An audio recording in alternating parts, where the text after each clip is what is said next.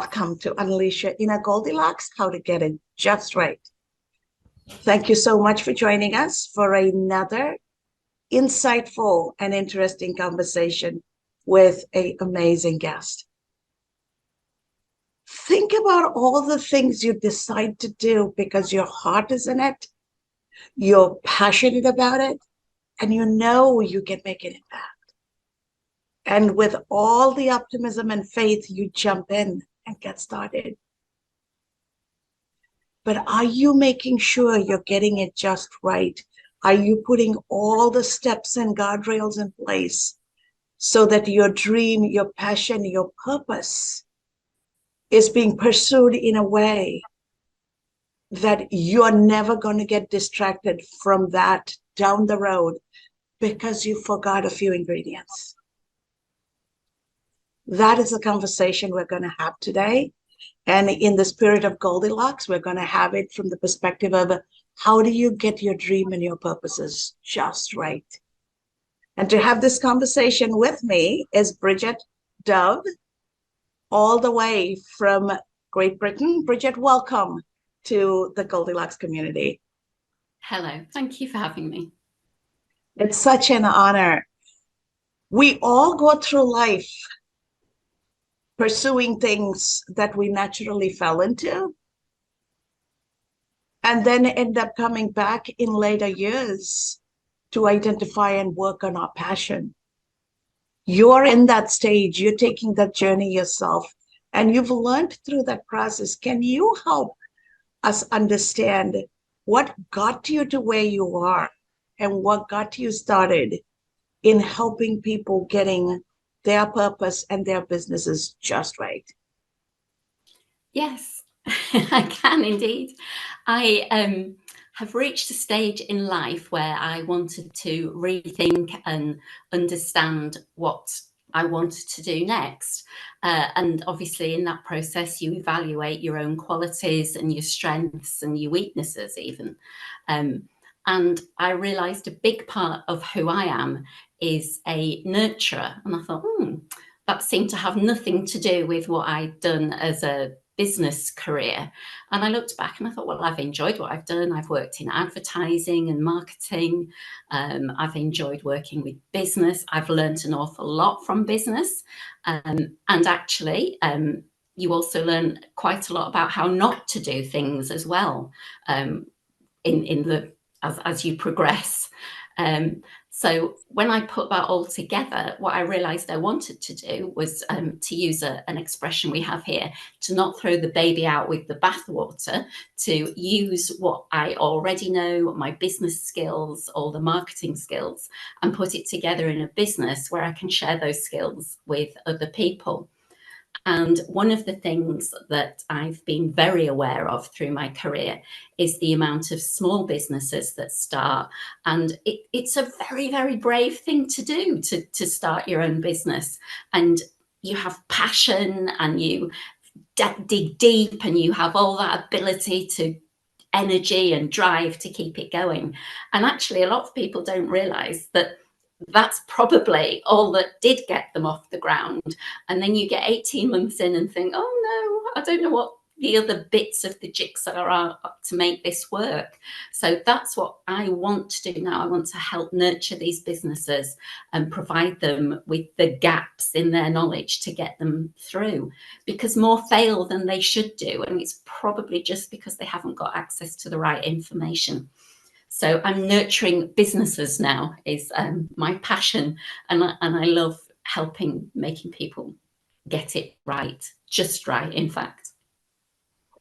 That is such an important thing to do, especially as the world is moving from an employment economy to a gig economy. Even professionals who are subject matter experts have to figure out ways to pitch their skills and capabilities to companies that are looking for project-specific resources. They're not hiring forever, they're hiring for targeted outcome. And how do you, with all your skills as a subject matter expert, how are you going to apply for a project? How are you going to respond to an RFP? How are you going to manage your own business? And how are you going to negotiate? All of these elements come in on top of how do you manage your financials? Do you understand the financials? That is what I find singularly most people get stuck because we don't teach finance, whether in the UK or in the United States, we don't teach it. Talk to us about some of the things that you see to be prevalent.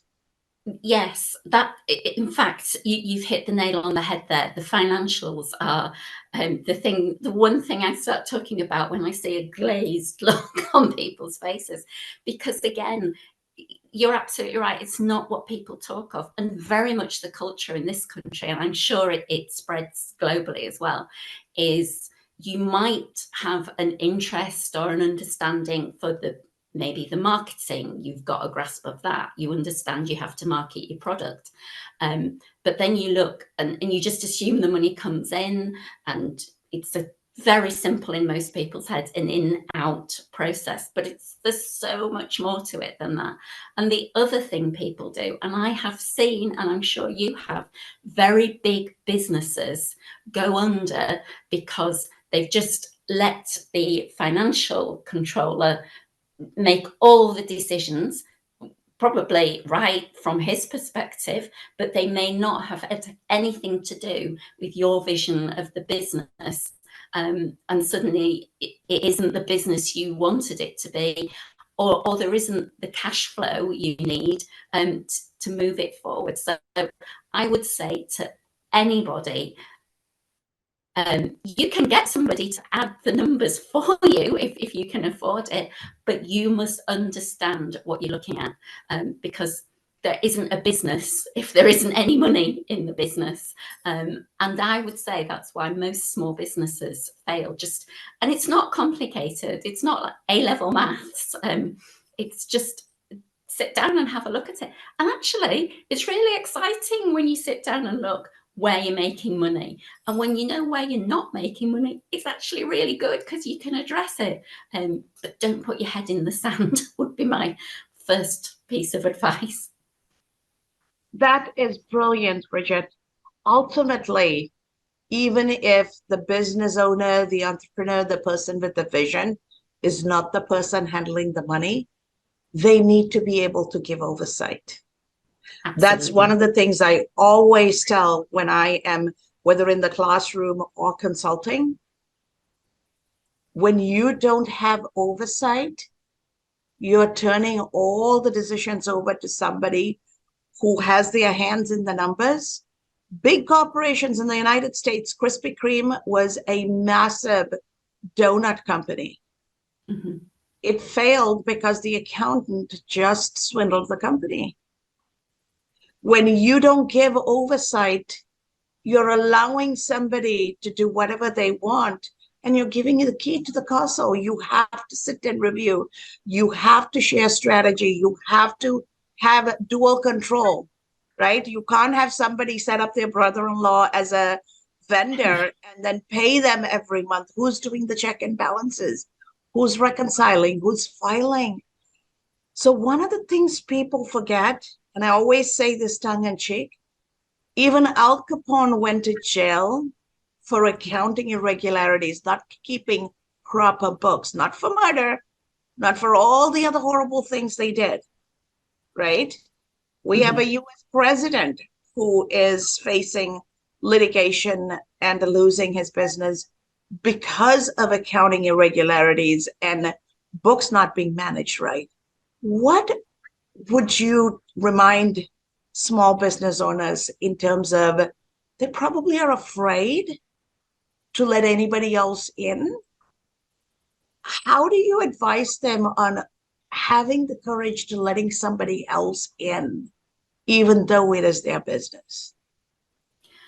Well, I think that one of the very, very famous person in advertising who founded Ogilvy and Mather, it's a global advertising chain.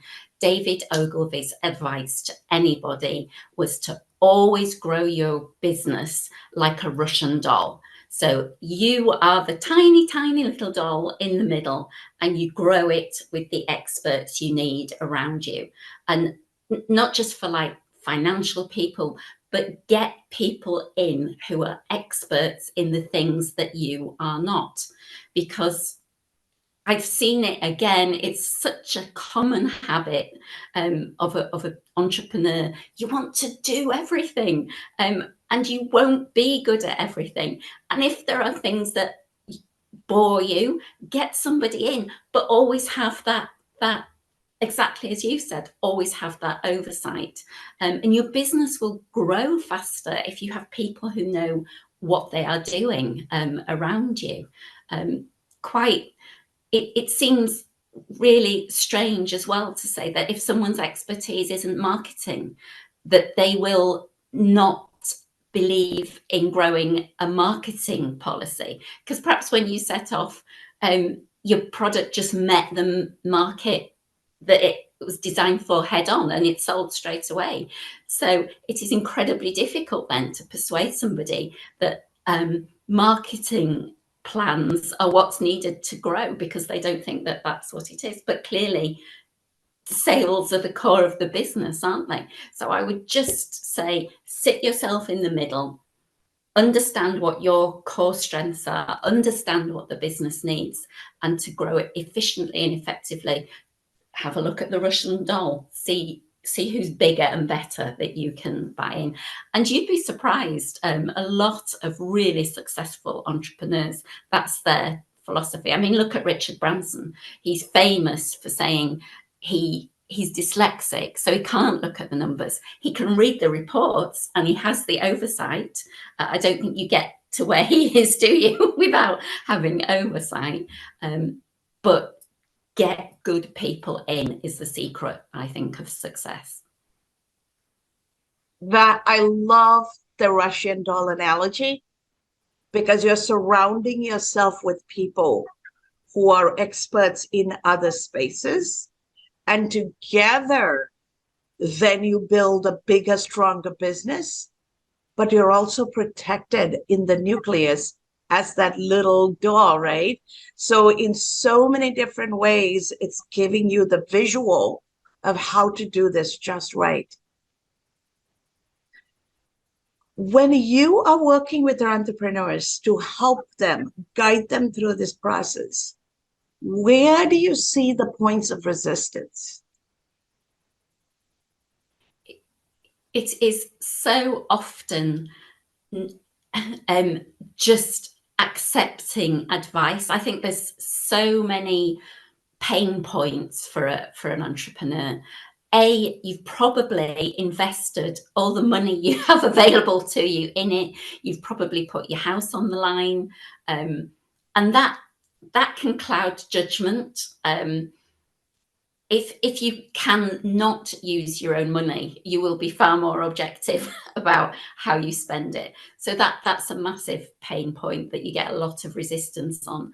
And sometimes you know, again, the old adage, you have to speculate to accumulate, don't you? And the other pain points are all, actually, it goes back to exactly what we were saying. What they resist is what they don't know. And the further they go doing well, that's why sort of like 18 months in, 2 years, that's when it starts to be difficult, because they haven't learned other skills along the way. They've got there with their own enthusiasm. The market was probably there. And so their resistance is to do anything different. And change is, and going out of your comfort zone in a business sense as well as a personal sense, is always where growth is. It's where the good stuff is, isn't it? Just on the other side. So that's how I try and work with people. And I would never suggest you try to change the world in a day, but just edging people through to the next bit. It's just confidence. It's just boosting people's confidence. And hopefully, if they're speaking to somebody like me or looking for more information or more skills, then they've got the right mindset. They're aware that there's something different they need to be doing. But it's the same for all of us, isn't it? It's resistance to change. but it's the same that if that worked, it'll always work, isn't true. Always. You've got to look to adapt and be agile, that lovely word. Absolutely. And doing the same thing and expecting a different result is the classic definition of insanity. Absolutely. And when we have invested so much in our own entrepreneurial endeavors, it doesn't make any sense not to try and change and transform. Now, some of the things that's coming up for me is men and women are going to approach this very differently. And society also looks upon a male entrepreneur differently from a female entrepreneur. When I have engaged with local chambers of commerce to help entrepreneurs, even women themselves think of what they do as a hobby. Mm-hmm. They don't think of it as a business, whereas men go right into it thinking it's a business. What advice would you have for women not to play small, not to be diminutive in any sense of the word? I think that's an absolutely fabulous question, because both approaches are right. We've both got a different set of toolkits, but women don't have the belief, and most women entrepreneurs do start with just a hobby, and that's not supposed to be patronizing, that's grown. It's organically grown, probably. And the way I like to work with women is just to help get them believe in themselves. They don't think that they're business people. That's the very first thing. Like, they might be turning over quite a considerable income and they still don't think that they're businesswomen. So I think it's not their skills necessarily. It's more just getting them to believe in themselves. They don't need to turn into men. That's not the objective. Mm-hmm. But it's to value yourself more. Most of the time, they're ticking off the boxes quite well, and women are much more open to learn more. They need their confidence built up first before they will go for it. So if I had any advice, it would be like, just take something from the male toolbook, just go for it, just be a little bit more decisive, and don't be afraid to put your head over the parapet. And also, women support women very well. Go out there and find networks that will build you up. That is an excellent point. Women are naturally natured to nurture one another. Take that sisterhood, that support system, that collaborative outlook in life, that mindset, and leverage that. And ultimately, it's all about the mindset, isn't it? Mm-hmm. So believing that you are running a business, that you are truly making an impact as a businesswoman. And once you start looking at a business, then you start putting all the numbers together. When you don't think of it as a business, then you don't come around to looking at the numbers. And that's where the real world collides. Yes, definitely. There's a very famous businesswoman in the UK called Trinny Woodall. She's had a media career and what have you. And a couple of years ago, she launched her own makeup and beauty brand. And when you hear her talking about it, you can tell it is her passion. But she talks about, the other side of what we're talking about is, as a woman with a very established career profile, I think she even started off as an investment banker. So not a lightweight on any way at all. She was with investors asking her, okay, if you did this, who's going to run the company? And it's like that's the other side of it. That's why it's difficult as a woman sometimes, because you're not always, you doubt yourself if the people you're talking to aren't seeing you as somebody credible. So I think that's the other side of it. You've got to doubly believe in what you're doing, and just sit there confidently answering the questions till somebody says yes. That is such a fabulous insight. And I am a believer that when the world underestimates you, that is truly your secret weapon, because they're not going to see you come. They're not going to see you come. And sometimes there is value in letting everybody underestimate you, as long as you don't buy into it, right? You don't buy into it. You keep your head high and you pursue what you need to pursue. And when everything falls into place, people are going to be shocked. And that's even better. So don't let the world define what you can and cannot do, or what your abilities are. And on the flip side, men have a hard time asking for help. I always jokingly say we would never have come to the West and called it West Indies had the explorers, the men, stopped and asked for directions. They were only looking for India, right? So this trend continues. Men don't like to ask for guidance, don't like to ask for direction, don't like to ask for help, because somehow it diminishes their masculinity in their mindset. What advice would you have for male entrepreneurs? Well, absolutely that. Don't they take on the role that they have to know the answers. It's exactly the opposite, as you're saying, to a woman who would be so interested in finding out everything they don't get on with it, whereas men have that energy, that drive. I've worked with male leaders and thought, oh my gosh, why did I spend so much time faffing about when he's just got on with it? And I think that is an absolutely great skill. But what I end up doing when I work with leaders like that is say, can we just take a breath? Like, let's have a look. I think they're terrified of letting go of all the balls, and they are the least likely to delegate. And as you grow, I think that's the main advice for a male leader, is learn to delegate. Don't try and do everything. And well, I suppose what I would say to anyone as well, do what you're good at and let other people do the other things. But you just have to gently let them trust the other people first. And then they usually buy into it, because the company benefits. Fabulous advice, fabulous tip. I would love to open this up for conversation with our audience.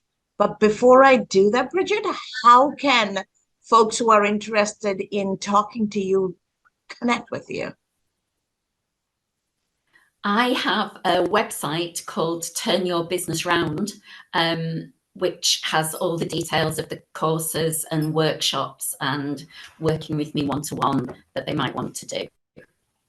Thank you. Please check that Thank out. you so very much. Dr. Nandini Menon, I know you are waiting with your questions, so let's talk. Hi, thank you, Brigitte. This was a very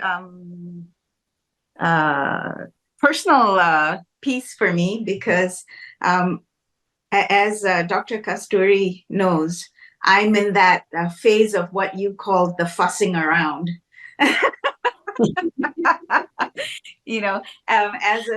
As a woman, who's a physician, I'm trying to be agile after all the burnout and the pandemic, and I'm in the process of trying to figure out where, what, how, and I feel like I have to find everything and figure out everything first and be an expert at everything before I take my next step.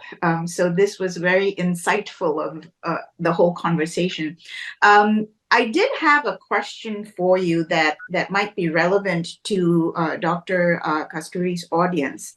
I know you're based in England, and you help entrepreneurs, and people who are in a position maybe like me or further on in their process. Is there a a difference? Like for example, I'm based in US, and some of my colleagues and friends are based in Asia and Europe. Is there a difference, of business models and laws and regulations that, like, for me to come to you versus finding somebody here? So international versus local, that's my first question. Well, I would just say to answer that, I think there's two different things there. Business models, I've yet to find business models that deviate that much globally. They are pretty much, if you're operating in a capitalist system anyway, which we generally are, business models, but legislation and law is definitely different by country. Like GDPR, the Data Protection Act, in this country now, because of the internet, spills over into America. So just a very simple thing like data capture, people's emails, any sort of information of the clients you are working with. I have to be compliant with the US market as well as the UK market, but the UK sort of covers Europe. So there's nuances depending on which bit that you're looking at. Good.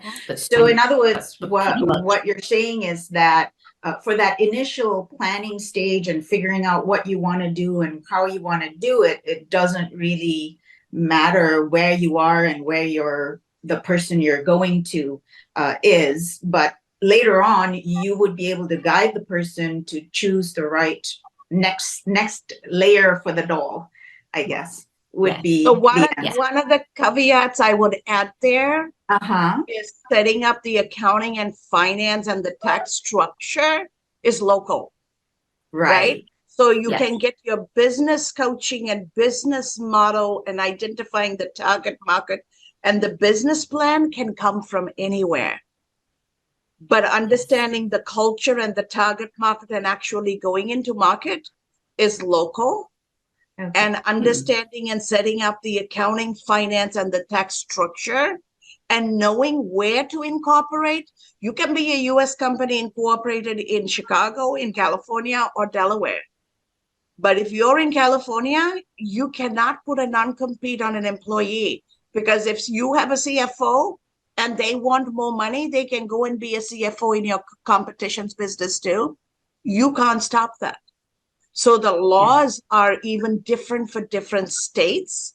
You need to have the right person to guide you. And normally it's the organizational legal structure where you're incorporated, the tax structure, the accounting structure, the accounting methodology, because US has US GAAP. The rest of the world doesn't have US GAAP. The rest of the world has IFRS.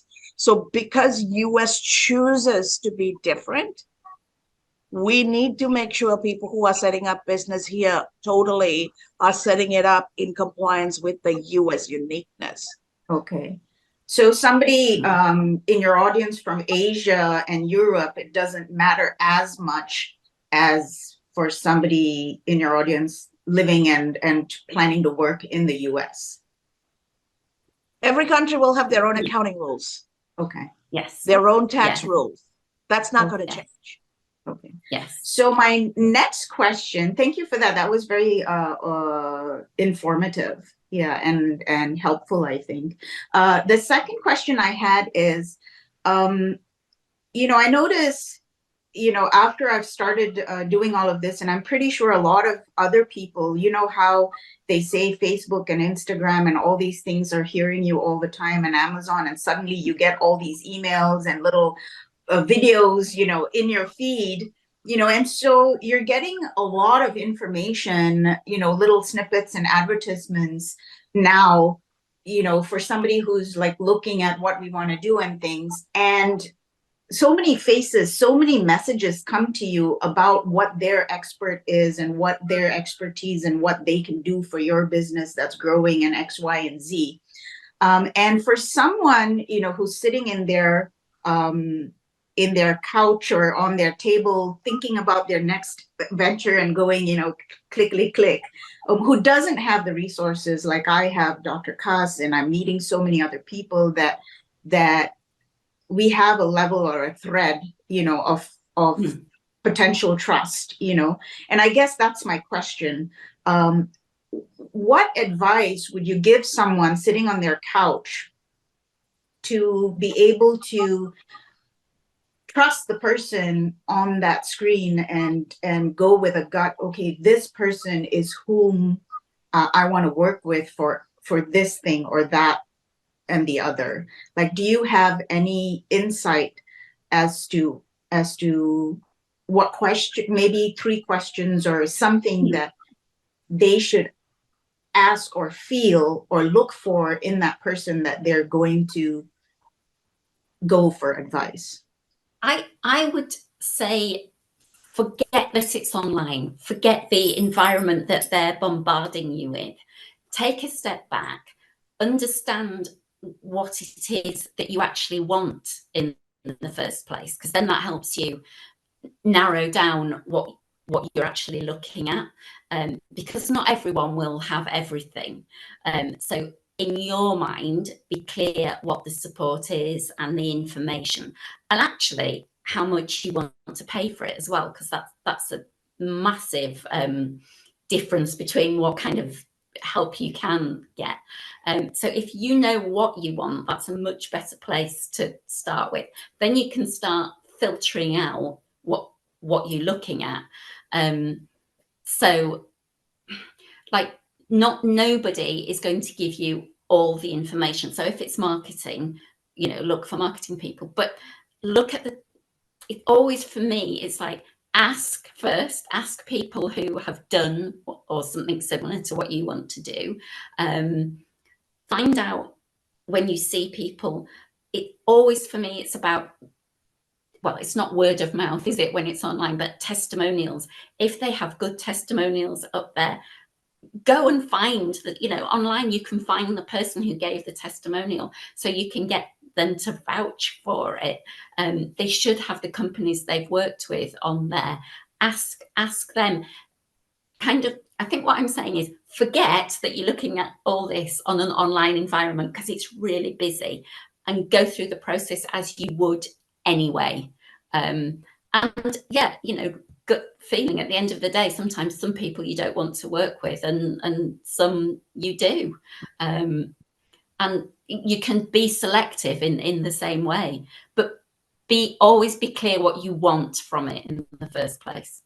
I hope that answers the question. Yeah, no, it does. I guess the first step is basically being self-aware and managing your own and figuring out what you want, so that you can't be swayed and moved. Yes. In the core, I mean, I get that you have to be agile and be able to change certain things, but your core belief and your core needs or purpose should be solid. And if you are clear about what you want to do, you will be amazed what you can actually do yourself. What you need to find out what the biggest gaps are first, and fill those in your knowledge and your learning.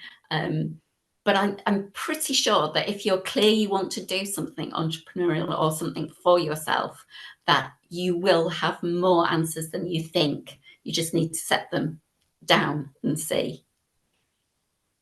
Thank you. I hope that helps.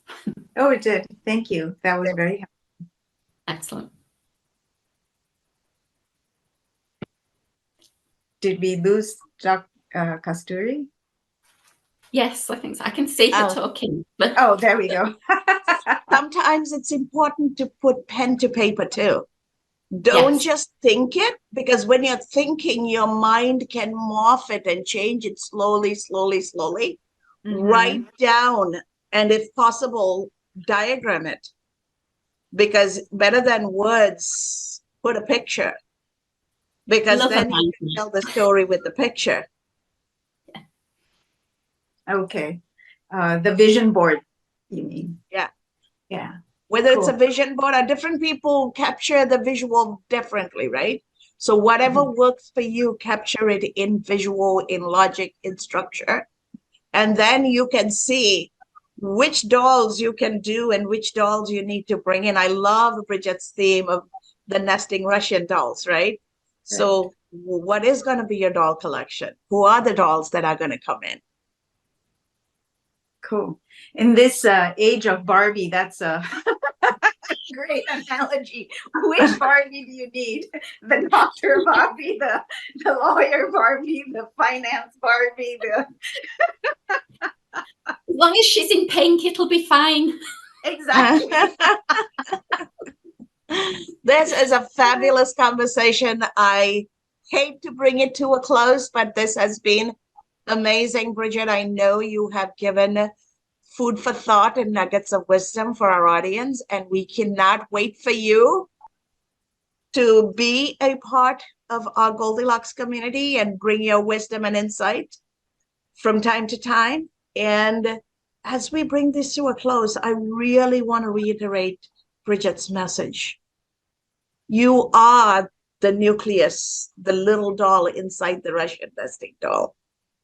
Protect yourself, preserve yourself, and surround yourself with all the nesting dolls that you need, with the skills, expertise, and insight to reinforce and strengthen your purpose, your entrepreneurial endeavor, your business, so that you can take your journey, your dream, your vision, and be supported in the process so that together, collaboratively, you can co-create your success.